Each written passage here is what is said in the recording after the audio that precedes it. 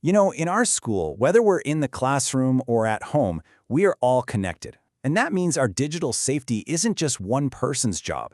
It's more like a shield that we have to build together. So in the next few minutes, we're going to break down exactly how each of us, students, parents, and faculty, can help forge that shield and protect our entire community.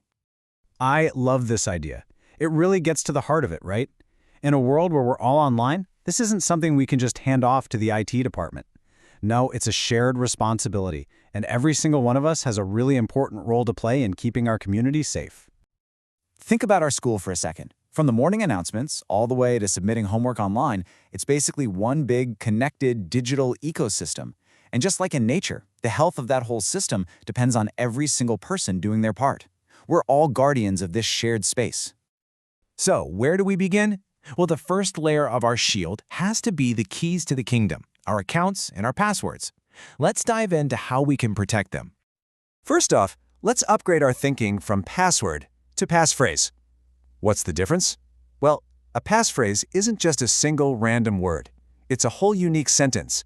This simple little change makes it so much harder for anyone to guess or crack. Creating a really strong passphrase is way simpler than you might think. The trick is to mix it up with different kinds of characters, and here's the big one: make it long. Look at this example. Soccer is my #favegame 2024. For a computer, that's super long and complex to guess. But for you, it's just a sentence, which makes it surprisingly easy to remember. Okay, so you did it. You have an amazing, unguessable passphrase. That's awesome.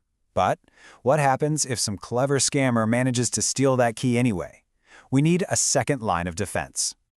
And that second line of defense is called multi-factor authentication, or MFA. Just think of it like this. A password by itself is just one lock on your front door. But when you add MFA, it's like having a lock and a secret handshake. So even if someone steals your key, they can't get inside without that second step, which is usually a code sent right to your phone. So, our accounts are locked down. Great, but what about the tricksters out there who try to fool us into just opening the door for them? That brings us to our second section, spotting digital deception. Come on, we've all seen messages like this, right? An email or a text that promises something incredible for free. This is a classic example of what's called phishing, where scammers use these exciting offers to bait you into clicking on something without thinking.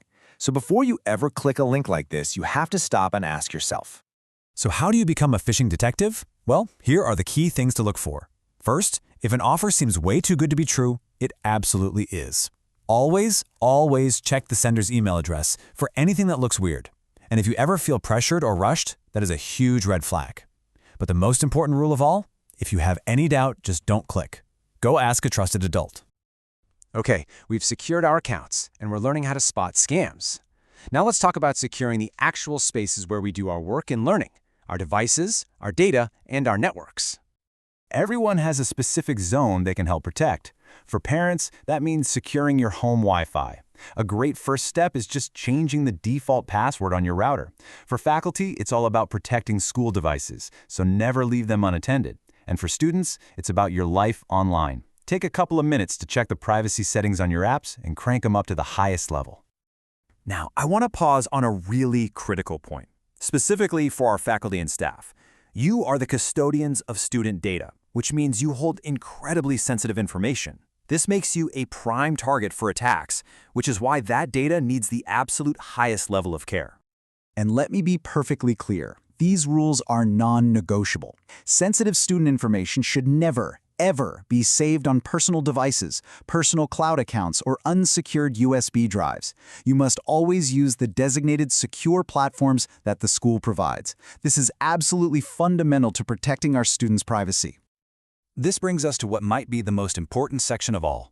We can have all the best technology and rules in the world, but our true first line of defense is something we build inside ourselves, a security mindset. This really gets to the core of it.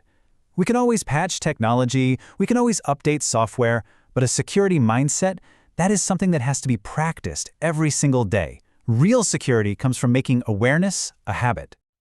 Building this mindset is a team sport. Parents, the most important thing you can do is just create an open dialogue about online risks. Students, please know you can always talk to a trusted adult if something feels off or wrong online. And faculty, when you see that update available notification, please install it right away. Those updates have vital security patches that protect our entire network. So where do we go from here? This last section is your call to action. It's time to take everything we've learned and actually start building our shield together. Now, we're not asking you to become a cybersecurity expert overnight. The challenge is much simpler than that. This month, we're just asking each of you to commit to making one positive security change. That's it. Maybe it's creating a strong passphrase for your email, or maybe it's finally turning on MFA on a social media account. Just one small change can make a massive difference. And finally, this is maybe the most important action of all. If you ever see a suspicious email, if a device starts acting weird, or if something just doesn't feel right, say something. Contact the IT department immediately. Please, never feel like you're overreacting. You are our eyes and ears on the front lines. So, I'll leave you with this question. As we all build our community shield together, what will be your one change? What's the one step you're going to take to help keep all of us safe? Think about it, commit to it, and let's get to work. Thanks for listening.